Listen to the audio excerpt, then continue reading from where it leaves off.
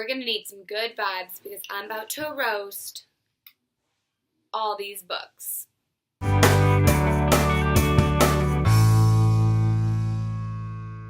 Hey guys, it's Maddie. And I know in the last video I apologized for not updating any new videos, and yet here I am again apologizing.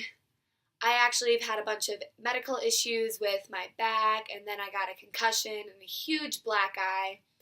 And then I started graduating high school, and everything's just kind of been one big storm, tornado, and I haven't really had time to read. But now that I am cured from my concussion, doctor's note pending, I've started reading again, and maybe it's just the books I picked up, but there are a lot of crappy books out right now. So I decided, hey, instead of creating one long video about a really crappy book, I was just gonna do a Build Your Bad Book series.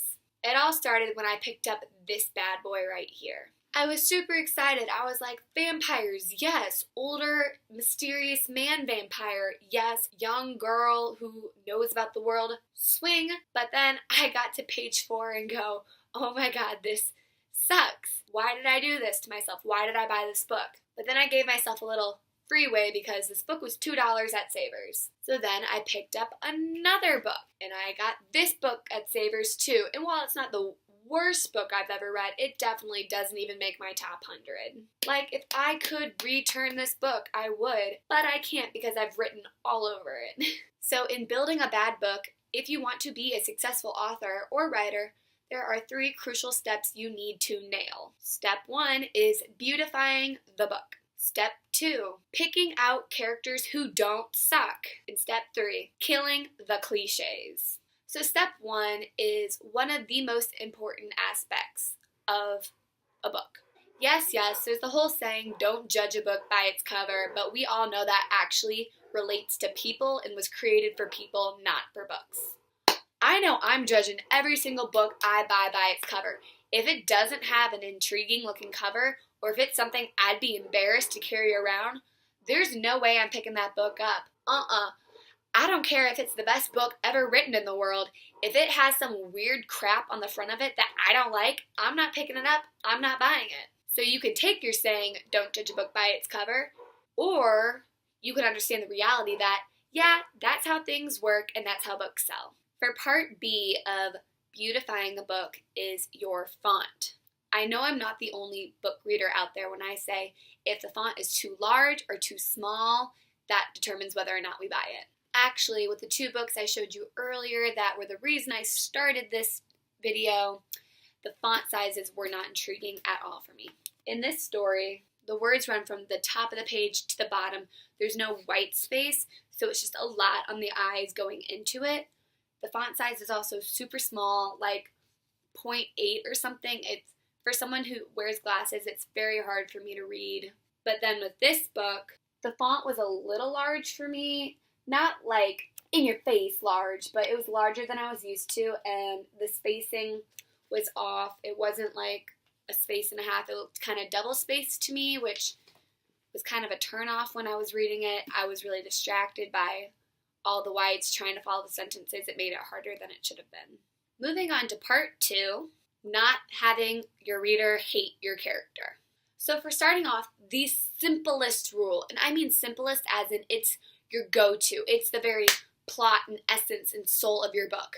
Do not have your character name something stupid if there's no symbolic reason behind it. I absolutely hate it when authors try to name their characters something different just so it stands out more. Like, I get it. There are overused names like Claire, and you don't want to be one of those people that uses Claire. But I've read books where the main characters' names are so weird I can't even pronounce them. Sure, fantasy and sci-fi, y'all get a pass. Y'all get a little freebie. You can name your characters weird crap. But if you're a romance or like contemporary book, you better name your character something that I've heard that name before. This isn't some name I have to go to Google Translate to look up. Now, if your name's like River or something and it follows like a water pattern storyline, sure, that's fine. It's cheesy, but whatever. But like, your name should not be freaking Rain or something if you're on the desert, in the desert. Like that's not your name. No, you can be like a Jessica or an Emily or something that's not Rain. Pisses me off naming their character something stupid. Also, that name of your character has to fit your character's description. They're the typical characters, like the bad boy, the princess, the boy next door, the bad girl rebel. And those names of your characters should fall into those categories. I have never met a bad boy named David before. Or like John. Those aren't bad boy names in my mind. So when I'm reading a book about this motorcycle drug dealer, blah, blah, blah, blah, blah, and his name's like Johnny. No, it's not. Your name's not Johnny. Your name has to be something dark and mysterious, like Damien. Not freaking Johnny. Johnny is someone I take to church with my grandmother.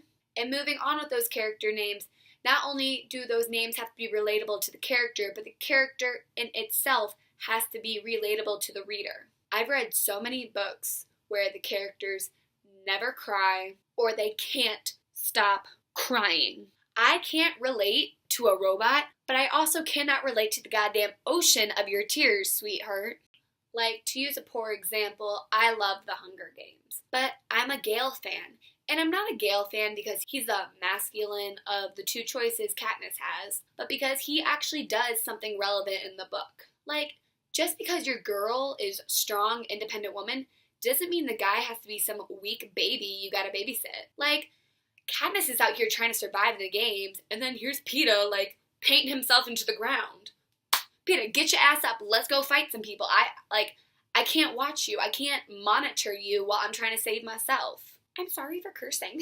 I like it when the authors of stories, instead of having their boxes of what a boy and a girl is, they have more of a spectrum and people can fall on it accordingly and they can move and progress throughout that spectrum during the story. And this brings me to step 3, killing the cliche. So I feel like this category kind of speaks for itself, but I'm going to list the top 10 cliches I've read. Side note though, some of these cliches I still think are cute in stories, but are super overdone and need to be done in a different way. Also, these are in no particular order whatsoever. Number 1, characters describing themselves in mirrors. I absolutely hate that. It's such lazy writing. I hate that the character will look in the mirror and be like, who am I? Who is that girl staring back at me? I don't recognize her. She can't be the girl I've known all my life.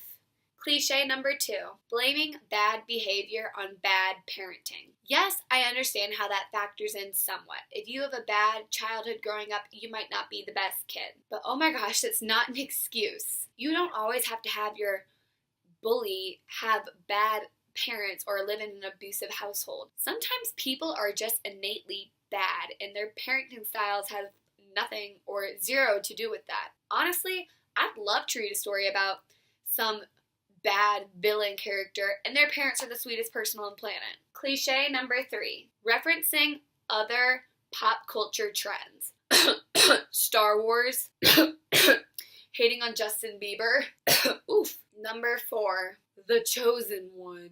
Guys, Harry Potter already did it. Move on. Let's go to something else. I hate The Chosen One because you know what? Chances are you really weren't chosen. Like, was there an oracle or something that like predicted this? A prophet? Are you in the Bible somewhere that I missed? Like, what made you special? Cliche number 5, characters being knocked out in order to switch scenes. I absolutely hate when like a book falls on a character's head and she's like, and that's the last thing I remember. Chapter 4, like, whoa, back up. That's a huge time jump.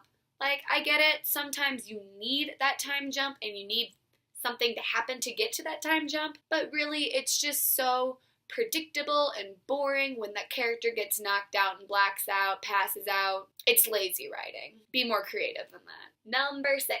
Now, I was going to call this the dead parent one, but that's not really what it all applies to now. Now it's just somebody dies. Yes, I understand death is one of those things in books everyone needs because that's a turning point for the main character's life. And I'm so tired of reading stories where the mom's already dead, the dad's already dead, the brother's already dead, the grandma you had a special touch with is already dead, the dog's dead. Why is there so much death? Why can't we write a good story that's just okay? No one dies. Number 7, stereotyping people or those token characters you throw in just so you don't appear to be racist. Good job, guys. Number 8, and honestly, this is one of them I absolutely hate the most. Secrets from other characters / keeping things to yourself. Honey, chances are you were just thrown into this world, know absolutely nothing about it, and yet here you are thinking that in order to save the world, you have to do it alone. No you don't. You can get help. You can tell other people. This doesn't all happen to just you. There are 7 billion people on this planet, and you're telling me that you think no one else can help you. Number 9, love triangles. I have never read a story where I have enjoyed a love triangle, because honestly, it's usually the girl, the boy she's known all her life / best friend, some other dude that just now entered into her life. It's literally the most cliche, boring thing I've ever read. Last but not least, number 10, the carefree, dumb adults who have no clue what's going on in their child's life.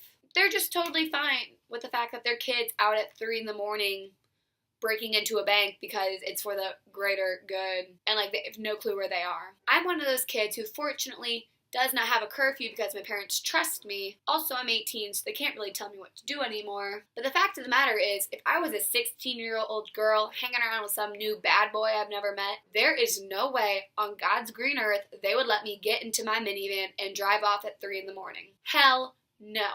How do parents not get more involved with their children's life? Or if the kid's failing school and going through obvious depression, how do they not see it? How do they not get more involved? It's just so frustrating. These parents just aren't relatable, at least to mine. Anyway, that was my take on how to build a bad book. If you have any other bad book suggestions, please leave them in the comments below.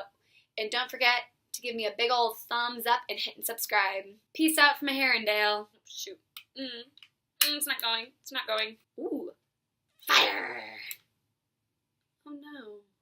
Brothers, I need help. I can't light it.